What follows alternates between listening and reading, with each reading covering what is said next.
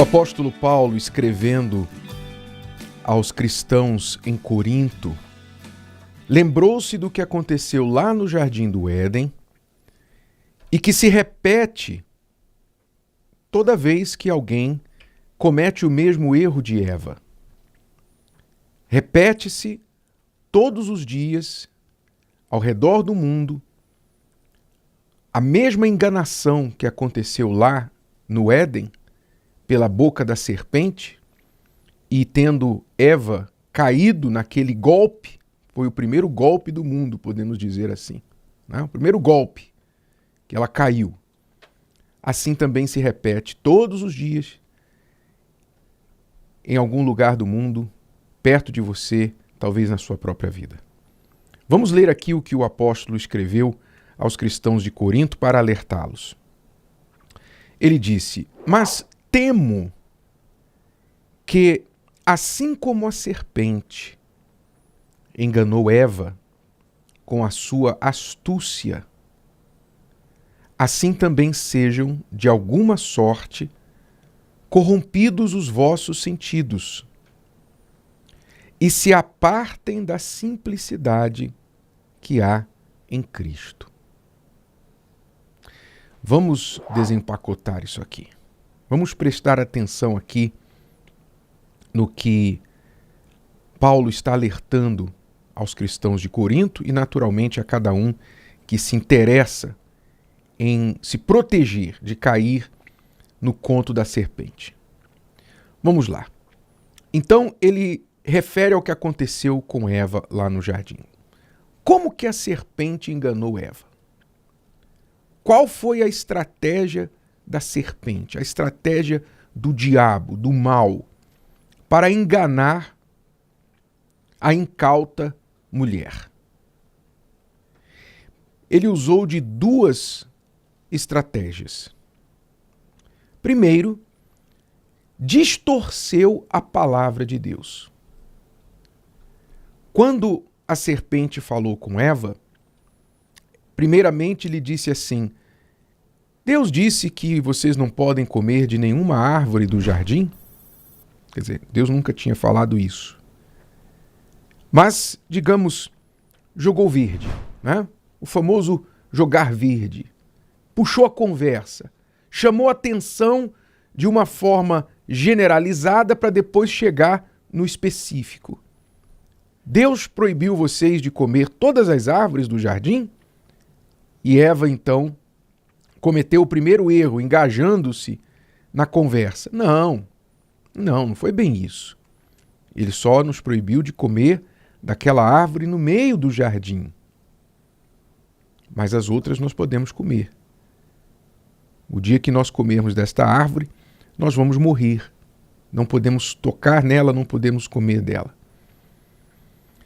E então a serpente veio e aplicou o seu golpe, mudando a narrativa, colocando um outro significado no que Deus havia falado, dizendo assim: não, na verdade, vocês não vão morrer.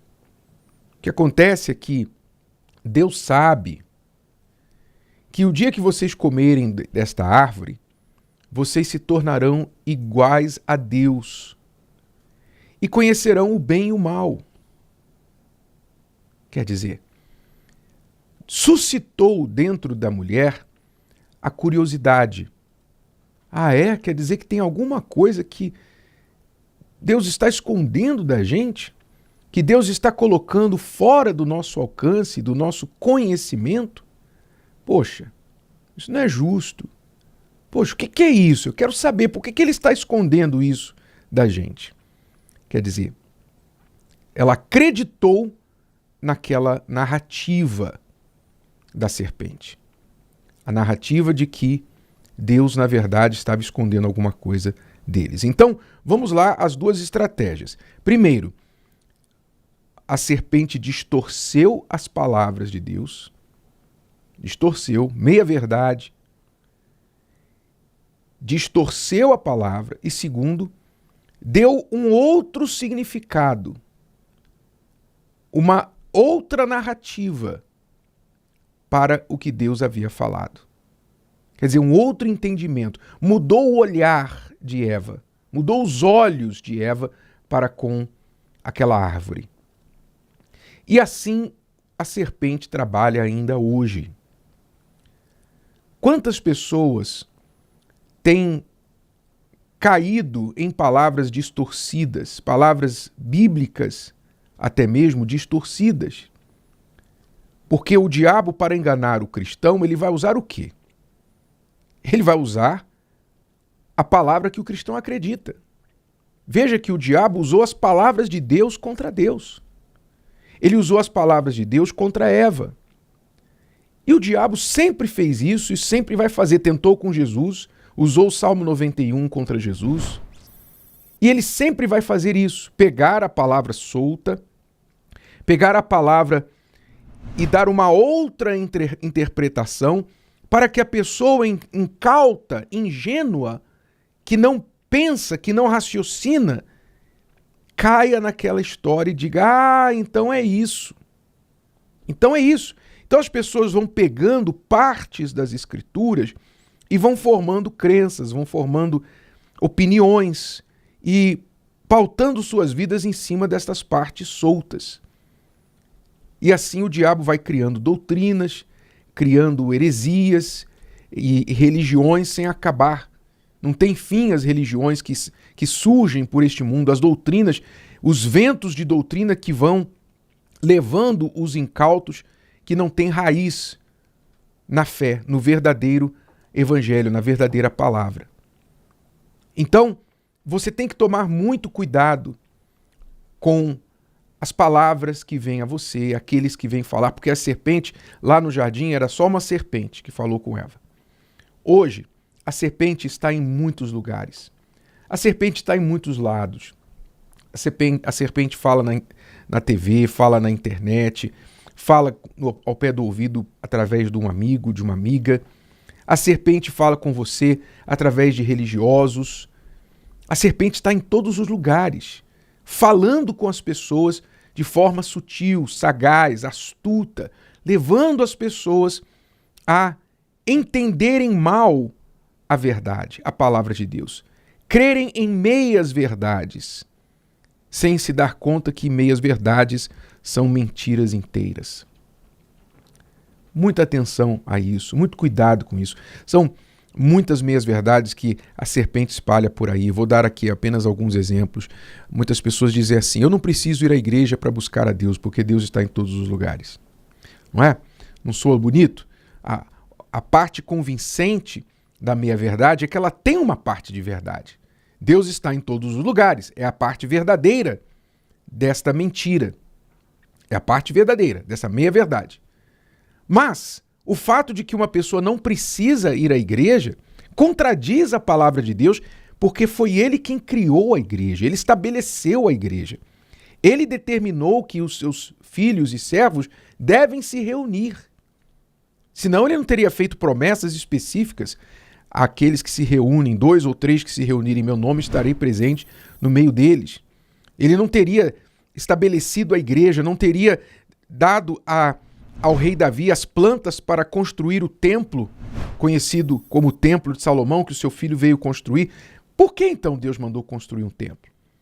Por que os discípulos reuniam-se toda semana, regularmente, para partir o pão, para falar das coisas de Deus? Por quê? Então, o diabo coloca essa meia-verdade para as pessoas dizerem assim: realmente, eu não preciso ir à igreja para estar com Deus. E ali, elas caindo nessa meia-verdade, nessa mentira, elas vão esfriando na fé, até que daqui a pouquinho elas estão totalmente seculares, desligadas. Só tem um pensamento de que Deus existe, só tem um pensamento de que crê em Deus, mas na prática não fazem nada. E fé não é o que você sabe, não é o que você sente, fé é o que você faz. Então, são meias-verdades que vão sendo espalhadas por aí. Então, isso é só um exemplo de tantos. A pessoa muitas vezes pensa que se ela não concorda com algo que ela viu na igreja, então aquilo é razão para ela sair. É razão para ela ir embora. Quer dizer, imagine se a gente for sair de todos os lugares que a gente não concorda. A gente tem que sair do mundo, não é? A gente tem que sair do mundo. A gente tem que mandar o mundo parar. Ó, para o mundo que eu quero descer. Para a terra que eu quero descer, porque eu não concordo com essa terra. Então você tem que sair da terra, não é? Mas, como não tem como sair da terra, a não ser se você morrer, então você tem que aprender a conviver com aquilo e com aqueles que você não concorda. Não é verdade? Porque a gente não concorda 100% do tempo com o marido, com a esposa, com o filho, com o pai, com o patrão. A gente não concorda nem com Deus, muitas vezes. A gente não concorda com Deus. A gente não entende certas coisas que Deus permite, que Deus faz. Não, a gente não entende. Mas o que é fé? Fé é crer. Crer acima do que a gente vê, do que a gente entende. Mas a serpente tem convencido muitas pessoas com essa ideia. Ah, não concordo, vou embora. Pois é. Por quê? Porque a ideia é separar. Está escrito, 2 não podem andar juntos se não há acordo entre eles. Então a serpente promove a discórdia para separar. E muitas pessoas convencidas de que elas estão corretas, dão vazão à discórdia e se separam. Separam do marido, separam da esposa, separam da igreja. Ah, vou abrir a minha igreja, porque a minha igreja vai ser do meu jeito. Quer dizer, ela quer fazer a igreja à imagem e semelhança dela. Ela quer fazer a igreja do jeito dela. Ela não quer a igreja do jeito de Deus, ela quer a igreja do jeito dela. Então assim, o corpo de Cristo vai se esfacelando. Compreendeu? A serpente distorceu a palavra, contou meias verdades e mudou a história, mudou a narrativa. Cuidado com as narrativas. Cuidado com as versões das histórias que chegam para você. Porque você pode, como Eva, ser enganado, enganada e corrompido nos seus sentidos. Ou seja, sua mente distorcida de tal forma que quando você menos perceber, você já caiu e já fez pior que Eva. Se o vídeo de hoje te ajudou, você conhece alguém que vai ser ajudado por essa mensagem, passe adiante. E se você ainda não inscreveu aqui no canal, inscreva-se agora. Até a próxima.